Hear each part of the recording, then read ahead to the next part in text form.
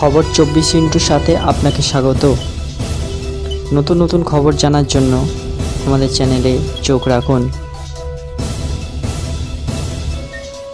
নমস্কার দর্শক বন্ধুরা, স্বাগত আমাদের এই চ্যানেলে। দিন কয়েক আগে ইন্ডাস্ট্রি প্রসেনজিৎ চট্টোপাধ্যায় তার পর্দার মায়ের কাছে অযোগ্য ছবিটি দেখিয়েছেন। সেই মায়েদের মধ্যে রয়েছেন মাধবী মুখোপাধ্যায়ও।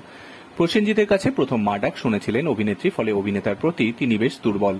প্রসেনজিৎকে বিশেষ স্নেহ করেন মাধবী, কিন্তু কেন প্রসেনজিতের মুখেই প্রথম মা ডাক শুনেছিলেন মাধবী তা জানেন কি?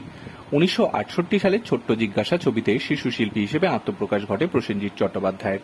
সেই ছবির প্রযোজনা করেছিলেন তার বাবা, এক কিংবদন্তি তারকা বিশ্বজিৎ চট্টোপাধ্যায়। ছবিতে তিনি অভিনয় করেছিলেন প্রসেনজিতের বাবার চরিত্রে। তাতেই মাধবী মুখোপাধ্যায়কে কাস্ট করা হয় প্রসেনজিতের মায়ের চরিত্রে।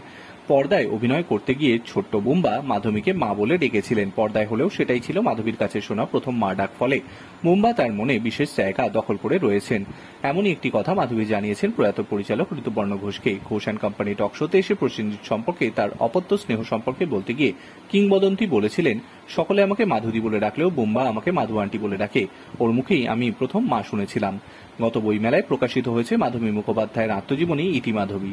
সেই আত্মজীবনী প্রকাশের দিন তার সিনেমা জীবনকে কেন্দ্র করে শেষ ইচ্ছার কথা জানিয়েছিলেন মাধবী। বলেছিলেন, প্রসেনজিতের প্রথম ছবি ছিল আমার সঙ্গে ছোট্ট জিজ্ঞাসায়, সেখানে আমি ওর মায়ের চরিত্রে অভিনয় করেছিলাম।